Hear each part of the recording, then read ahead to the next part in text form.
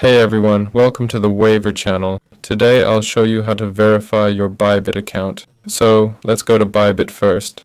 The verification icon here is pretty hard to miss. It always glows yellow, but if you closed it before, just go to your account and you'll find the verify button there. Now click and select your location here. Click accept and then hit the verify button. Choose what you plan to upload here, ID card and so on. Click through the options, then hit continue, then continue again.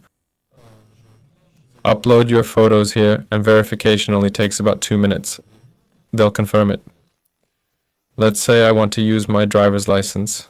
I click continue and then upload the photo and so on. After that, the verification process will complete. See you later.